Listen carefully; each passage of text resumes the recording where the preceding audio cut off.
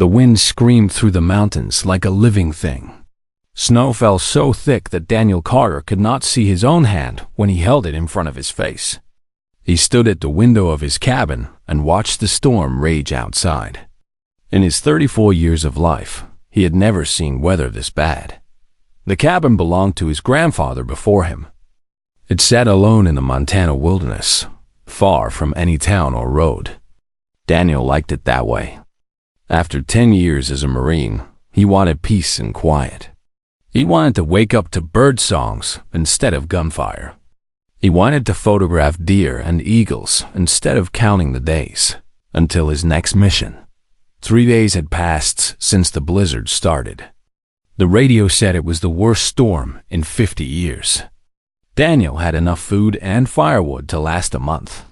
He was not worried about himself. He was worried about the animals outside, the deer and the rabbits and the birds that had no warm cabin to hide in.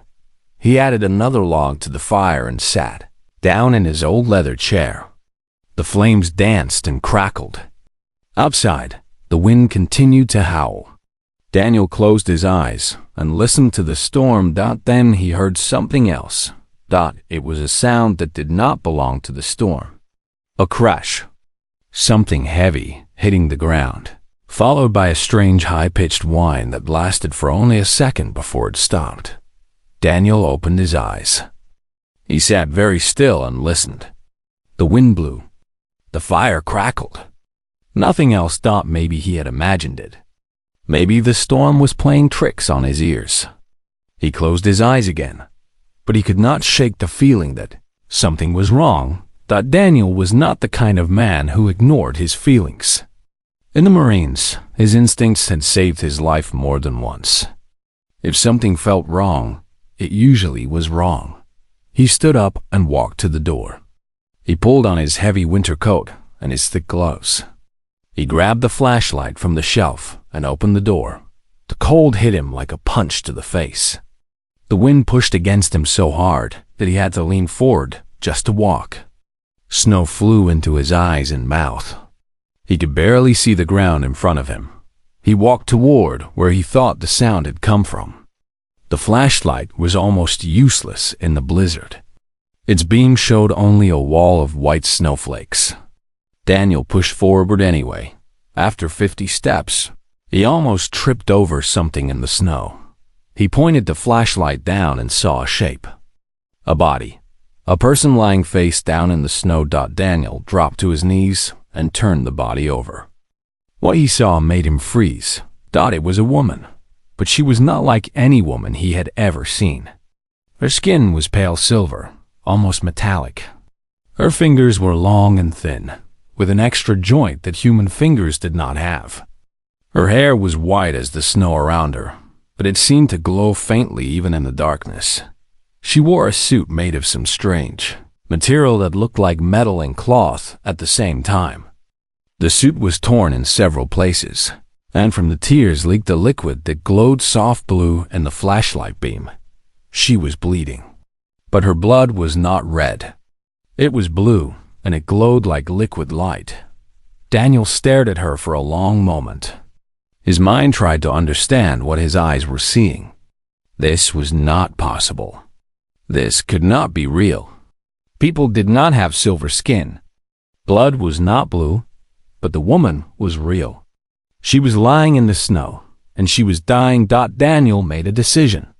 He did not know what she was or where she came from. He did not know if she was dangerous. But she was hurt and alone and freezing in the snow. And Daniel Carter was not the kind of man who left anyone to die. He picked her up in his arms. She was lighter than he expected, almost like carrying a child. He turned and walked back toward the cabin. The trip back was harder than the trip out. The wind pushed against him, and the woman in his arms made it difficult to keep his balance. Twice he almost fell, but he kept walking, one step after another, until he saw the golden light of his cabin window through the snow. He kicked the door open and carried her inside. The warmth of the fire hit him like a wave. He laid her down on the couch near the flames and pulled off his gloves.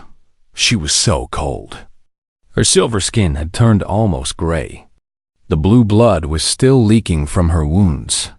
Daniel did not know how to help her. He did not even know what she was. He did what he could. He got clean towels and pressed them against her wounds to stop the bleeding. He covered her with blankets to warm her. He brought hot water and tried to clean the cuts on her arms and side. The wounds were strange. They did not look like cuts from a knife or scratches from branches. They looked like burns, but not from fire.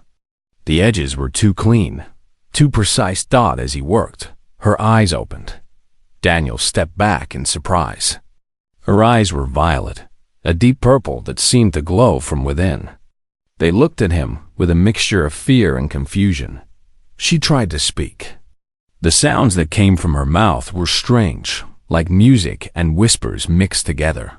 Daniel could not understand a single word. Then something clicked.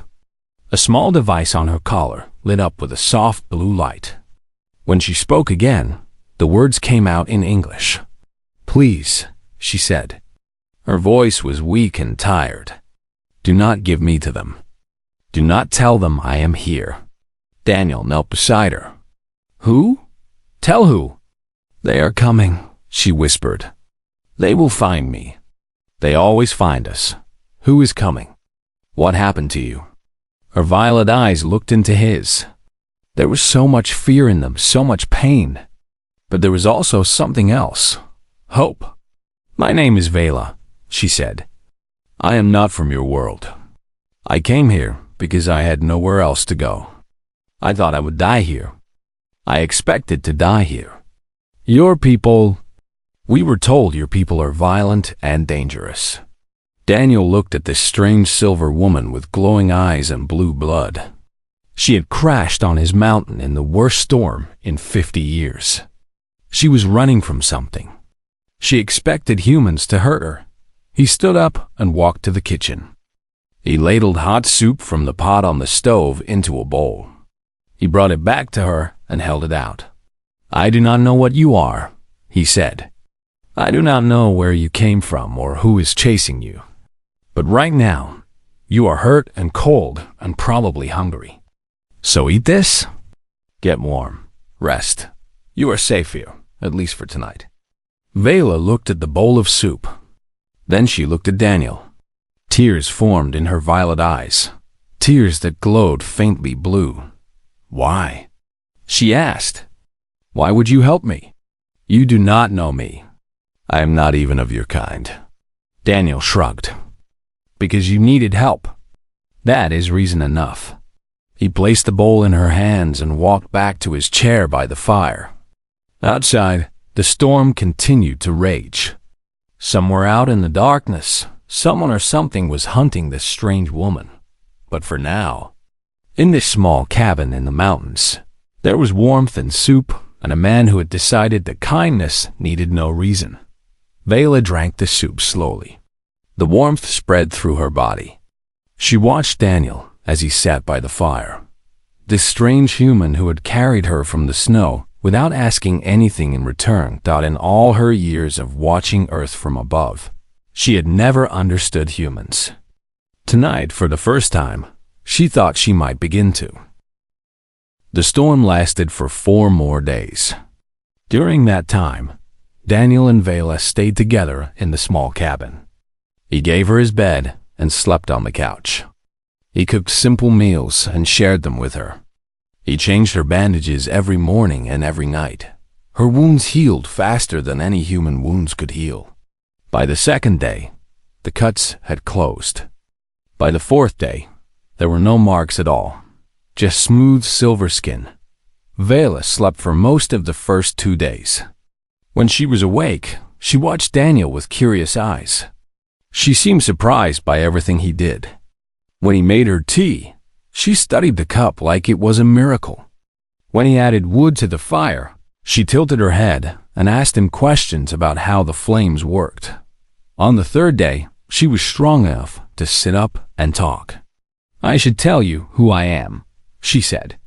"You deserve to know what you have brought into your home." Daniel sat in his chair across from her. "I am listening." Layla looked at the fire for a long moment before she spoke. I come from a species called the Thyrany. We live on many worlds, many stars. Our civilization is very old, much older than yours. We have ships that travel between stars. We have technology that your people cannot imagine. Daniel nodded slowly. He had guessed that she was from another world. There was no other explanation for her silver skin and blue blood. The Thyrany have a strict system, Vela continued. Everyone is born into a caste. The military caste fights. The worker caste builds. The scientific caste studies. I was born into the scientific caste. My job was to watch other species and learn about them. You watched humans, Daniel said. Yes, I was assigned to study Earth many years ago. I lived on a hidden station in orbit around your moon. I watched your people through our machines. I recorded everything. Your wars, your cities, your history. What did you think of us? Viola was quiet for a moment. At first, I thought you were exactly what our leaders said you were. Primitive, violent, dangerous. I watched your wars and saw millions die. I saw cruelty that made no sense. I saw hatred between people who looked almost exactly the same. Daniel did not argue. He knew the history of his own species. He had seen some of that violence himself. But then I saw other things, Vela said. Her voice became softer. Things that confused me. I saw a human run into a burning building to save a child he did not know. I saw soldiers stop fighting to help wounded enemies.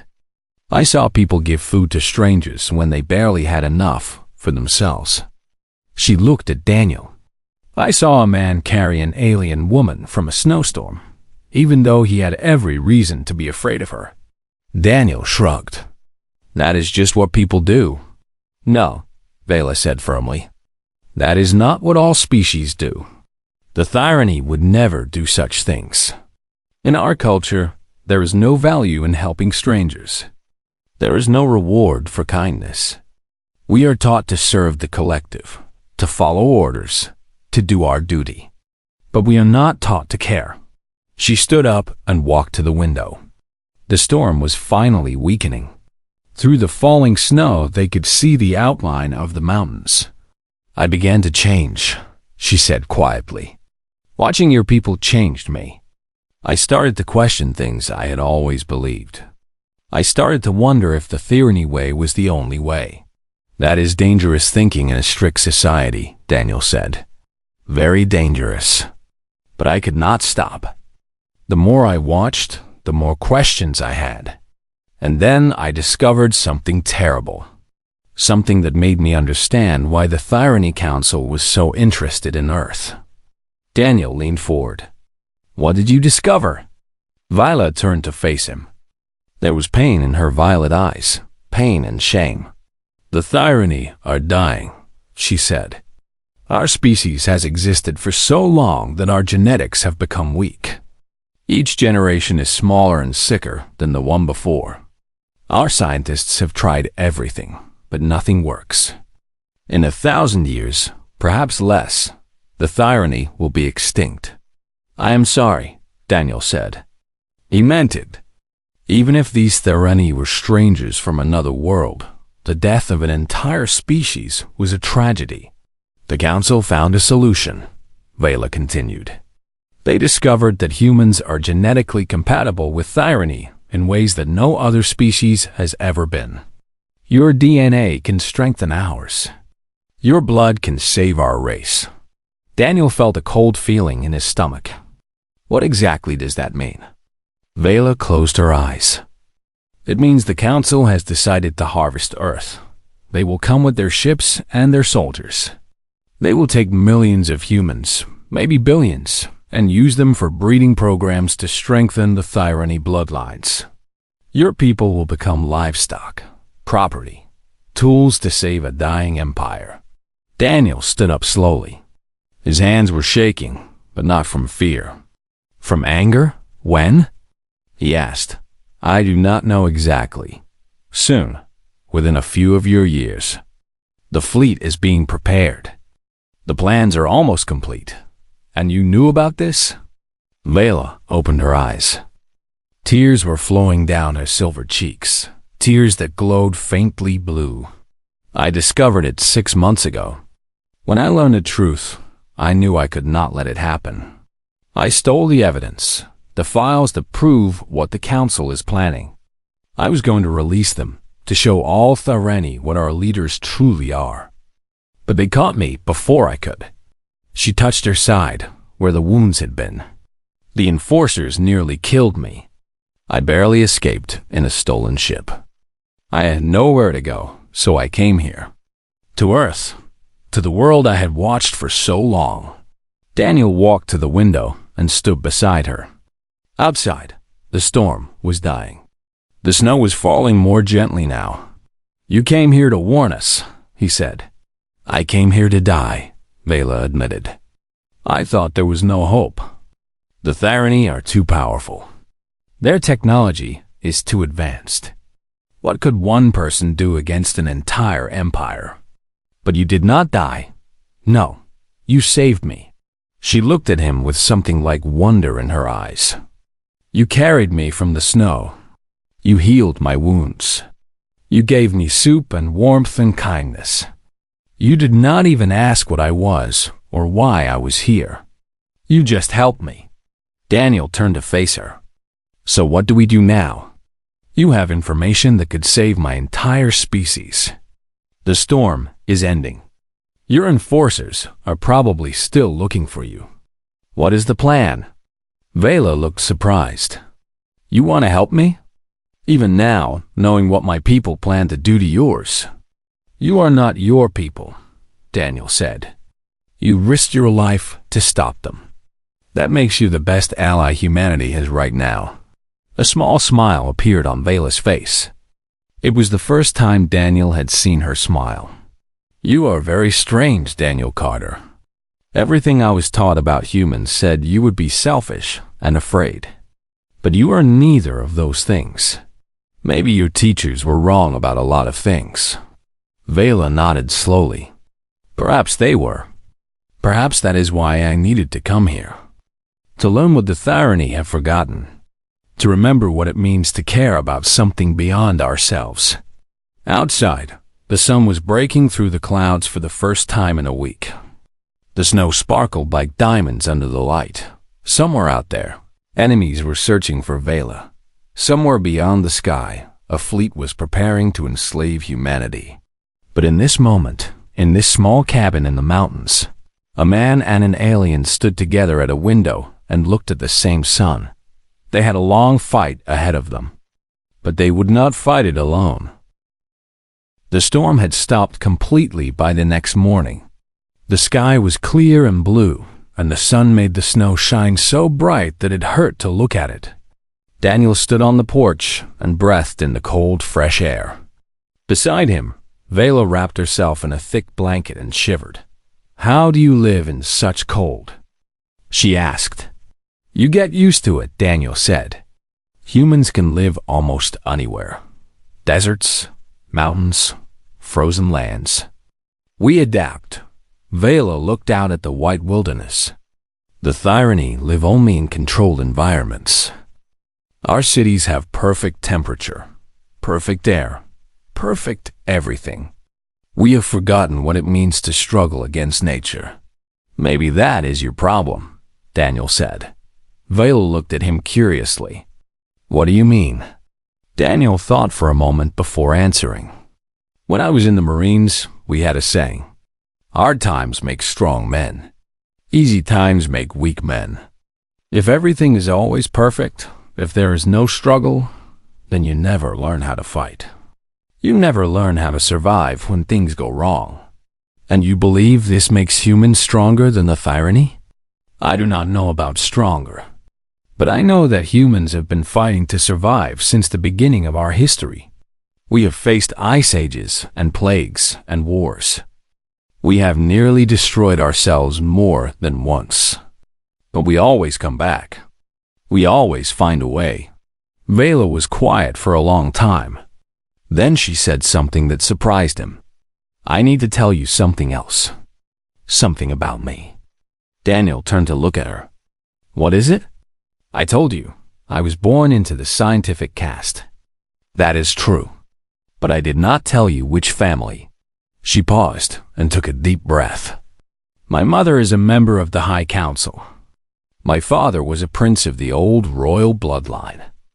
I am not just a scientist who ran away. I am royalty. Daniel raised his eyebrows. You are a princess? Something like that. It is more complicated in Tharian society, but yes. My family is one of the most powerful in the Empire. That is why the enforcers are so determined to find me. My escape is not just treason. It is a scandal. It threatens the authority of the entire ruling class. Why did you not tell me this before? Vela looked down at her hands. I was ashamed. I have lived my whole life in luxury and privilege. I never questioned anything until I came to Earth. I never thought about what my people were doing to other species. I was part of the system that now wants to enslave your world. Daniel reached down and put his hand on her shoulder. You are not that person anymore. You left everything behind to do what was right. That takes courage. Vela looked up at him. There were tears in her eyes again. You say these things as if they are simple, as if courage and kindness are easy. They are not easy, Daniel said. They are the hardest things in the world. But they are also the things that make life worth living. He led her back inside, out of the cold. They sat by the fire, and Daniel made hot tea for both of them. Tell me about your family, Vela said. Tell me about the humans who made you who you are. Daniel smiled, thinking of memories from long ago. My grandfather built this cabin. He was a soldier like me. He fought in a big war when he was young. He was captured by the enemy and spent 2 years in a prison camp. That must have been terrible. It was. Many men died in that camp. But my grandfather survived, and he helped others survive too. He shared his food even when he was starving. He gave his blanket to sick men even when he was freezing. He told me that the only way to stay human in a place like that was to keep caring about other people. Vela listened with wide eyes. He sounds like a remarkable person. He was. He taught me that strength is not about how hard you can hit or how much pain you can take. True strength is about protecting those who cannot protect themselves. It is about standing up for what is right, even when it costs you everything. The Thyrani do not think this way, Vela said softly. In our society, the weak are abandoned. A soldier who is injured is left behind. A scientist who fails is exiled. There is no value in anything that does not serve the collective. That sounds lonely. It is. I never realized how lonely until I came here. Vela set down her cup and looked at Daniel with something new in her eyes. When you carried me from the snow, I did not understand why. No Thyrani would have done such a thing. You risked your life for a complete stranger. You did not even know if I was dangerous. You looked like you needed help. But that is my point. Among the Thyrani, looking like you need help makes you a burden. It makes you worthless. No one would risk themselves for someone worthless. Daniel shook his head. That is where we are different. Humans believe that every life has value. We do not always live up to that belief. We fail often, but the belief itself matters. It guides us, even when we fall short. Vela was crying now. Not the soft tears from before, but real sobs that shook her body. Daniel sat with her and let her cry. He did not try to stop her or comfort her with empty words. He just stayed beside her. When she finally stopped, she looked at him with something like wonder. I have never cried like this before, she said. Thyrani do not cry. We are taught that emotions are weakness. But this does not feel like weakness. It feels like release. Crying is not weakness, Daniel said. It means you are alive. It means you can feel things deeply. That is a kind of strength that many people never find. Vela wiped her eyes with the blanket. You speak as if you have cried many times. I have. I have lost friends. I have seen terrible things. I have made mistakes that I cannot fix. Crying helps. It does not solve anything, but it helps. They sat in comfortable silence for a while. The fire crackled. Outside, the sun continued to shine on the snow dot. Then Vela said, "They will come for me. The enforcers. They have ways of tracking their targets." The storm slowed them, but it did not stop them. They will find this cabin eventually. I know, Daniel said. You should let me go. When they come, pretend you never saw me. They might believe you. They might leave you alone. Daniel laughed. It was not a mean laugh, but a genuine one. You still do not understand, do you? I am not going to abandon you. When they come, we will face them together. You cannot fight them. They have weapons you cannot imagine. They have training and technology in numbers. Maybe, but I have something they do not have. What is that? Daniel smiled. I have something to fight for. That makes all the difference. Vela stared at him for a long moment. Then, slowly, she smiled too. The Therani made a mistake when they decided to come to Earth, she said. They thought they were coming to harvest a weak and primitive species. They have no idea what they are walking into. No, Daniel agreed. They do not. And that is going to be their biggest problem. Outside, somewhere in the vast blue sky, enemies were coming. But Daniel was not afraid. He had faced death before and walked away. He had lost everything and rebuilt his life. He had learned that the human spirit could not be broken by force or fear. The Therani were about to learn that lesson too. 3 days after the storm ended, they came. Daniel was outside chopping wood when he heard it. A low hum that came from the sky, different from any airplane or helicopter. He looked up and saw something that made his heart beat faster. A ship was descending through the clouds. It was sleek and silver, shaped like a blade. It made no sound except for that deep humming vibration that he could feel in his bones. He dropped the axe and ran inside. They are here. Vela stood up from the chair where she had been sitting. Her face was pale, even paler than her natural silver color. How many? I saw one ship. It is landing in the clearing about half a mile from here. Vela closed her eyes. An enforcement ship carries 6 soldiers and 1 commander. 7 total. 7 against 2, Daniel said.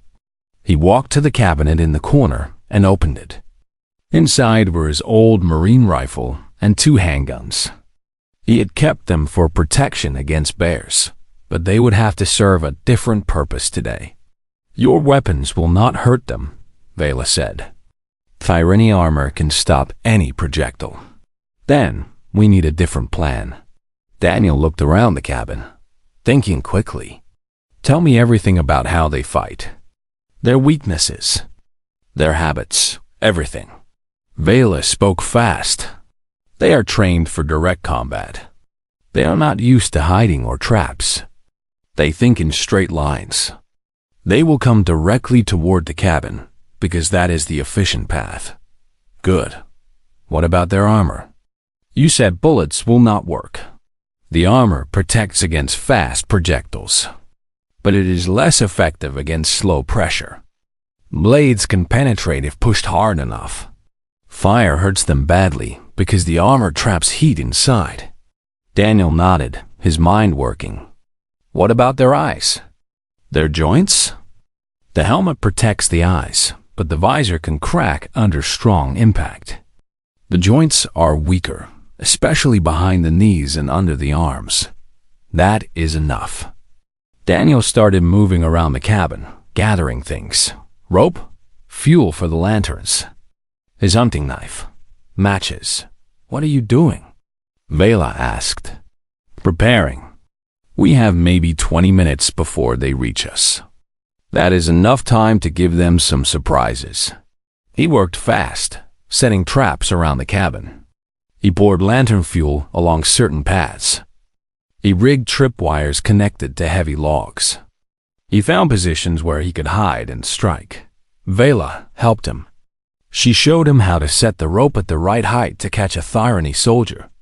She explained which approach paths they would most likely take. By the time they finished, the sun was starting to set. The clearing around the cabin had become a trap zone. "Hide in the back room," Daniel said to Vila. "Do not come out unless I call for you. I should fight with you. You are still recovering, and you have something more important than fighting."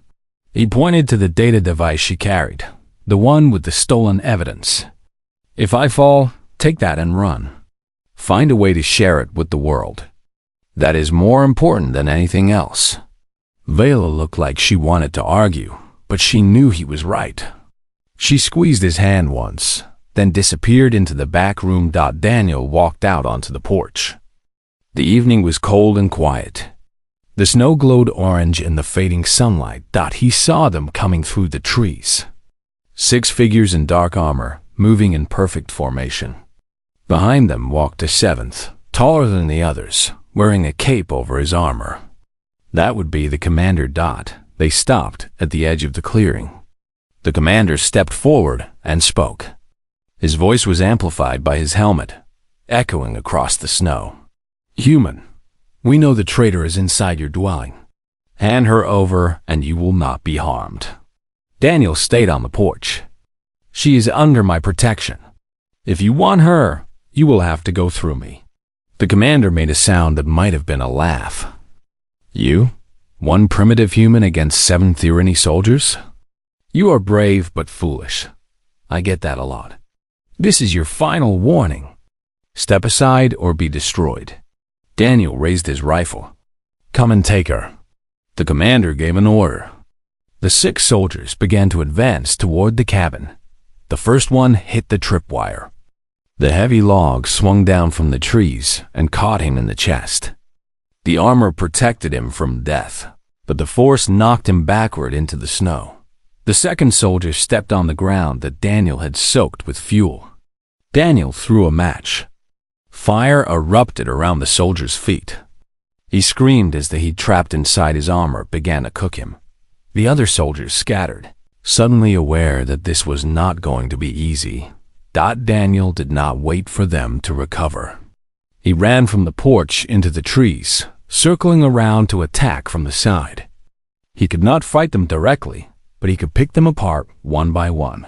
He found a soldier separated from the others. The soldier was looking the wrong way toward the cabin. Daniel came up behind him and drove his knife into the weak point under the arm, just as Vila had described. Blue blood sprayed across the snow. The soldier fell. 2 down. 4 soldiers and the commander left. The other soldiers had found his position now. Energy weapons fired at the trees, burning through wood and snow. Daniel ran, staying low, using every trick he had learned in years of combat. He caught another soldier in one of his rope traps. The soldier fell hard, and Daniel was on him before he could rise. A rock to the visor, cracking it.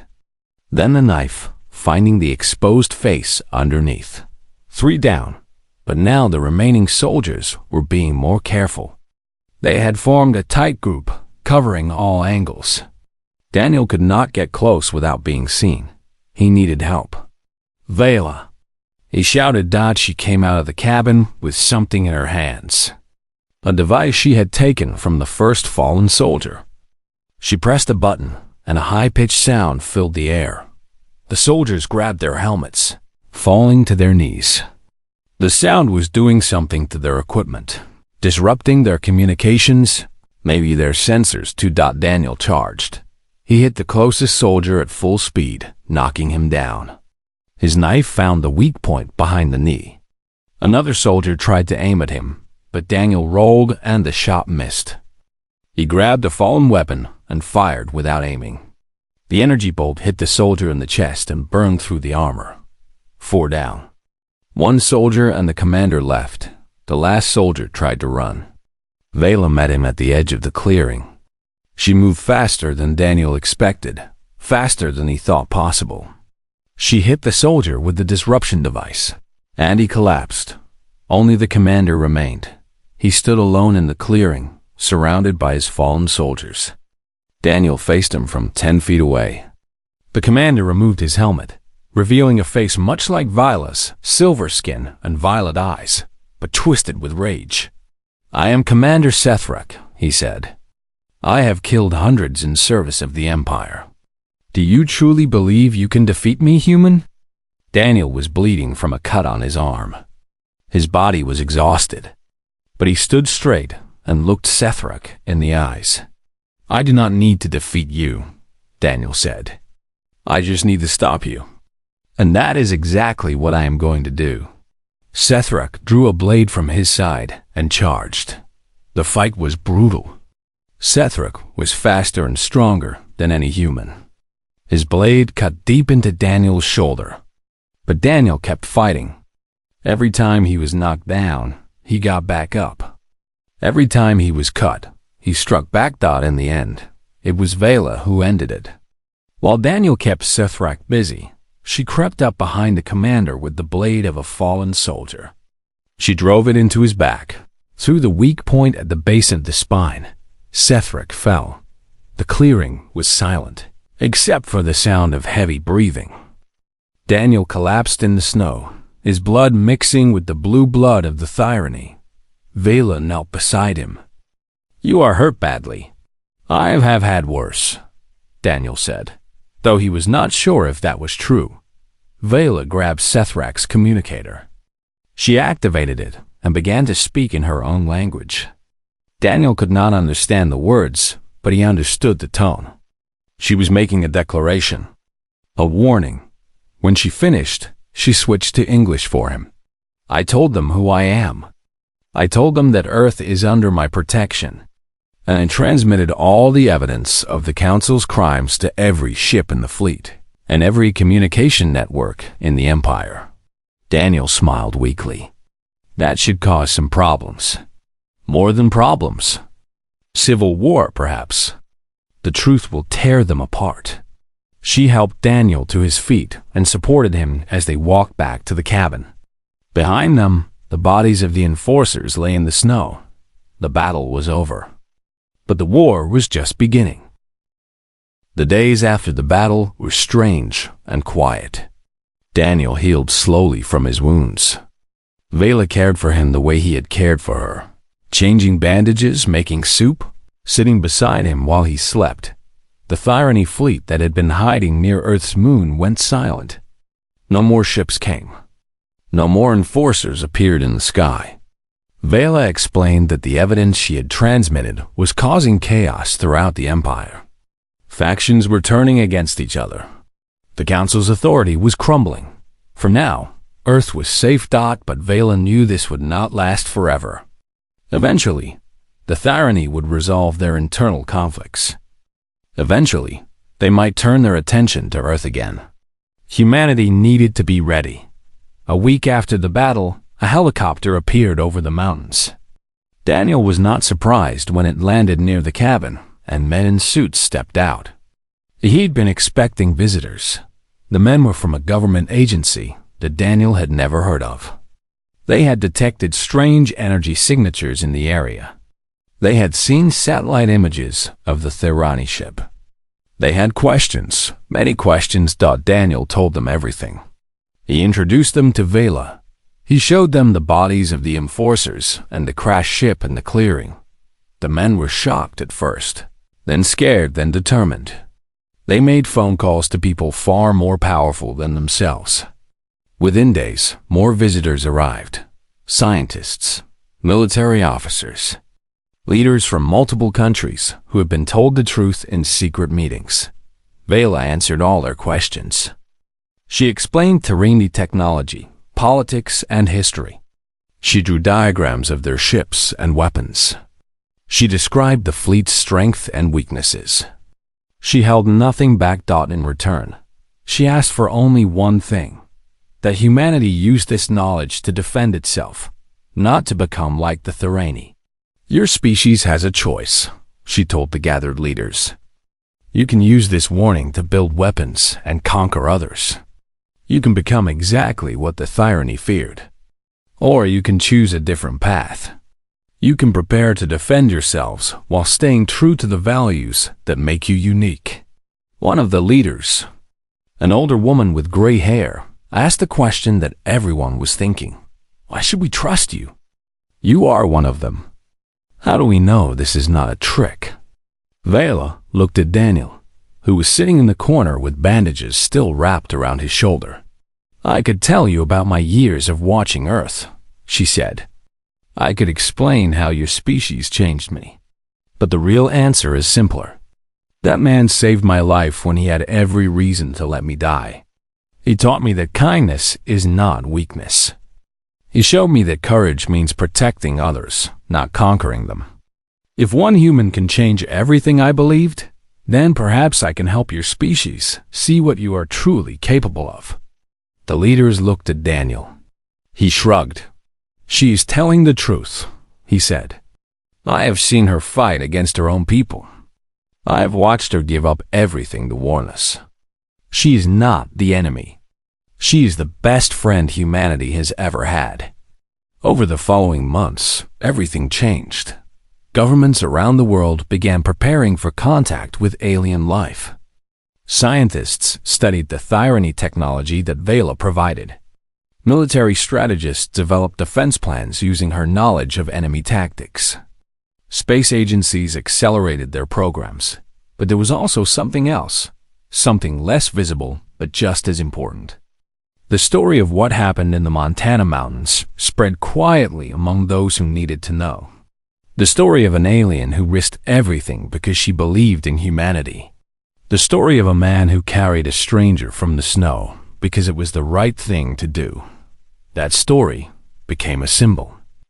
It reminded people that the universe was vast and dangerous, but also that small acts of kindness could change everything. Daniel and Vela stayed together. Not as lovers, but as partners. She helped him understand the galaxy beyond Earth. He helped her understand the human heart. They traveled together to meet leaders and scientists. They gave presentations and answered endless questions. They became, in a strange way, ambassadors for a future that had not yet arrived. One evening, they returned to the cabin in the mountains. It was almost a year since Vela had crashed in the blizzard. The snow was falling again, soft and gentle this time. They stood on the porch and looked up at the stars. Do you ever regret it? Vela asked. Helping me that night? Everything that has happened since then, all the danger and complications, it all started because you chose to save a stranger. Daniel thought about the question. His life had become something he never imagined. He was no longer just a photographer living alone in the woods. He was part of something bigger, something that would shape the future of his entire species. No, he said finally. I do not regret it. Not even for a second. Why not? Because that night, I did what my grandfather taught me. I helped someone who needed help. I did not think about the consequences or the risks. I just did what was right. And everything good that has happened since then came from that choice. Vela smiled. It was a human expression she had learned well. Your people are remarkable, Daniel Carter. The tyranny have existed for 100,000 years. We have built empires that span galaxies. We have technology that seems like magic to younger species. But we have forgotten something that you still remember. What is that? How to care. How to hope. How to fight for something beyond ourselves. She looked at him with her violet eyes, glowing softly in the starlight. The tyranny thought they were coming to harvest a primitive species. They had no idea they were about to meet the most dangerous force in the universe. And what is that? Humans who believe in something worth fighting for. Daniel laughed. It felt good to laugh, to stand in the cold night air and feel the snow on his face, and know that he had played a small part in changing history. The stars are going to call us someday, he said. We will leave this planet and go out into the galaxy. When that day comes, what do you think we will find? Vela looked up at the endless points of light. You will find danger, she said. You will find species who hate you and species who fear you. You will find wonders beyond imagination and horrors beyond description. But you will also find allies. You will find others like me. Beings who have watched you from afar and wondered at your strange capacity for both destruction and creation. She reached out and took his hand. The universe is waiting for you, Daniel. It has been waiting for a long time. And when you finally arrive, you will change it forever. Daniel squeezed her hand. Above them, the stars burned with ancient light. Somewhere out there, ships were traveling between worlds. Empires were rising and falling. And the great story of the galaxy was unfolding across billions of years. Humanity was not ready for all of it. Not yet, but they were learning. They were preparing. And when the time came, they would face whatever waited among the stars with the same stubborn courage that had carried their ancestors through ice ages and wars and plagues. They would face it standing tall, because that was what humans did. They survived. They adapted. They refused to give up even when every logical calculation said they should. And sometimes, on cold winter nights, they carried strangers from the snow simply because it was the right thing to do. That was their strength. That was their secret. And the universe was about to learn just how powerful that secret could be.